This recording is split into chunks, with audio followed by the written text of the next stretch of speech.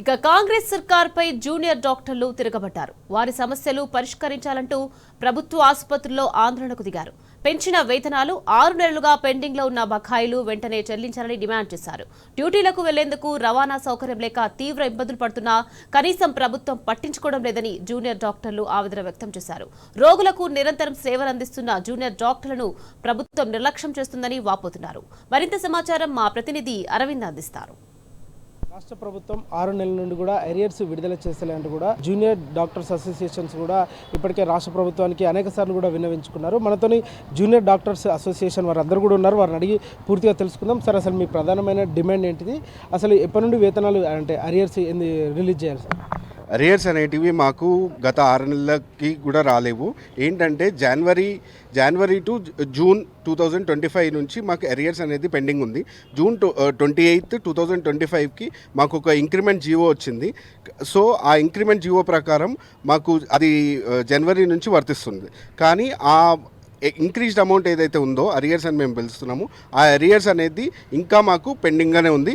Different సిచ్యువేషన్స్లో మేము already health minister గారికి అండ్ హెల్త్ సెక్రటరీ గారికి, డిఎంఈ గారికి మేము ఇది కంటిన్యూస్గా రిప్రజెంట్ చేస్తూనే ఉన్నాము. అది చేస్తాము అంటున్నారు కానీ ఇప్పటికీ అది అమల్లోకి రాలేదు. ఏంటంటే దీనివల్ల మెయిన్ ప్రాబ్లం వచ్చేది ఏంటి అంటే ఏదైతే పాస్డ్ అవుట్ బ్యాచెస్ అవుతున్నారో దీని తర్వాత మాకు పీజీ తర్వాత సీనియర్ రెసిడెన్సీ అనేది ఒక 1 year ప్రోగ్రామ్ ఉంటుంది. ఆ ప్రోగ్రామ్ ప్రకారం 2021 బ్యాచ్, 2022 బ్యాచ్ ఇప్పటికే సీనియర్ రెసిడెన్స్ అయిపోయారు. ఆ సీనియర్ రెసిడెన్స్ అయిపోయినాక కూడా వాళ్ళకి ఇంకా ఈ స్టైఫండ్ అరియర్స్ ఏవైతే ఉన్నాయో అవి ఇంకా పెండింగ్గా ఉన్నాయి. అవి ఒకసారి పీజీ పోర్టల్ నుంచి ఎస్ఆర్ పోర్టల్కి మారిపోయాయి, వాళ్ళ నేమ్స్ మారిపోయాయంటే అవి ఎప్పటికీ రాకుండా అవుతాయి. సో మేము గవర్నమెంట్ని మళ్ళీ రిక్వెస్ట్ చేస్తున్నాము అండ్ ఇమ్మీడియట్గా ఆ ఫండ్స్ అనేది రిలీజ్ కావాలి అనేది మేము కోరుకుంటున్నాం. ప్రధానంగా మీరు అధికారులకు విన్నవించుకున్నప్పుడు కానీ అటు ప్రభుత్వానికి విన్నవించుకున్న కాబట్టి వారు ఏం తెలిపారు? ఒకసారి డిఎంఈ దగ్గర పెండింగ్ ఉందని చెప్తున్నారు, తర్వాత ఫైనాన్స్ దగ్గర పెండింగ్ ఉందని చెప్తున్నారు, దానికి సపరేట్ బడ్జెట్ కావాలని చెప్తున్నారు. మేము దానికి సంబంధించిన ఫాలోఅప్స్ అన్ని కంటిన్యూస్గా చేస్తూనే ఉన్నాము. కానీ ఇప్పటి వరకు కూడా అది రిలీజ్ కాకుండా ఎక్కడో ఒక దగ్గర పెండింగ్గా మీకు సపరేట్ బడ్జెట్ కావాలని, లేకపోతే మీ ఉన్న బడ్జెట్ నుంచే మీరు వాడుకోవాలని వాళ్ళు చెప్తున్నారు. కానీ దానికి ఒక సపరేట్ బడ్జెట్ అలోకేట్ చేస్తే ఇమీడియట్గా అవి రిలీజ్ అయ్యే ఛాన్సెస్ ఉంటాయి. ప్రధానంగా ట్రాన్స్పోర్ట్ ఇష్యూ కూడా ఉందట, దాని గురించి ఏమంటారు సార్? అవునండి, ఇప్పుడు గవర్నమెంట్ కాలేజెస్ అనేటివి మన తెలంగాణలో 35 మెడికల్ కాలేజెస్ ఉన్నాయి. ఆ 35 మెడికల్ కాలేజెస్ పాత మెడికల్ కాలేజెస్తో కంపేర్ చేసుకుంటే కొత్త మెడికల్ కాలేజెస్లో ప్రాబ్లం ఏంటి అంటే ఒక దగ్గర కాలేజ్ ఉంది, ఒక దగ్గర హాస్పిటల్ ఉంది, ఒక దగ్గర ఫ్యామిలీ అడాప్షన్ ప్రోగ్రామ్ అక్కడ నడుస్తుంది. డిఫరెంట్ ఏరియాస్లో ఉంటుంది. అది దాని డిస్టెన్స్ ఫ్రమ్ ఒక 2 kilometers నుంచి ఆల్మోస్ట్ 30, 40, 60 kilometers వరకు కూడా ఉంది ఫ్యామిలీ అడాప్షన్ ప్రోగ్రామ్ అనేది. దానికి ట్రాన్స్పోర్టేషన్ అనేది కావాలి. దానికి స్టూడెంట్స్ అనేది పబ్లిక్ ట్రాన్స్పోర్ట్ వాడడం వల్ల వాళ్ళకి యాక్సిడెంట్స్ అవ్వడము, వాళ్ళకి టైంకి క్లాసెస్కి చేరకపోకుండా ఉండడం, అట్లా డిఫరెంట్ ఇష్యూస్ వస్తున్నాయి. అది మేము గవర్నమెంట్ని ఆల్రెడీ రిప్రజెంట్ చేశాము.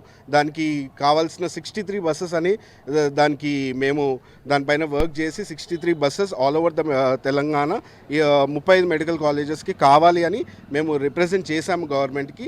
అండ్ దానికి సంబంధించిన 30 లక్షలు ఒక బస్కి వేసుకున్నా మాకు ఆల్మోస్ట్ ఒక 17-18 crores అవుతుంది. అది ఇమీడియట్గా రిలీజ్ చేసి మన జూనియర్ డాక్టర్స్ ఎవరైతే ప్రాబ్లమ్స్ ఫేస్ చేస్తున్నారో, పర్టికులర్గా యూజీ అండర్ గ్రాడ్యుయేట్ స్టూడెంట్స్, ఇప్పుడు కొత్త మెడికల్ కాలేజెస్లో అందరు అండర్ గ్రాడ్యుయేట్ స్టూడెంట్స్ ఉన్నారు, వాళ్ళకి ప్రాబ్లం రాకుండా చూడమని గవర్నమెంట్ కోరుకుంటున్నారు. మన తెలంగాణ రాష్ట్రంలో జూనియర్ డాక్టర్లుగా పనిచేస్తున్న డాక్టర్లు వాళ్ళ స్టైఫండ్ పెండింగ్ అరియర్ సమస్య అనేది ఎదుర్కొంటున్నామండి. ఇది ఎప్పటి నుంచి అంటే లాస్ట్ ఇయర్ 2025 జనవరి నుంచి జూన్ వరకు ఈ పెండింగ్ అరియర్స్ అనేవి ఉన్నాయండి మావి. ఈ 6 months పెండింగ్ అరియర్స్ అనేవి రిలీజ్ చేయాలని మేము కోరుకుంటున్నాం. అంటే ఇప్పుడు డాక్టర్లు 24 hours డ్యూటీస్ వాళ్ళ సర్వీస్ అందిస్తున్నారు.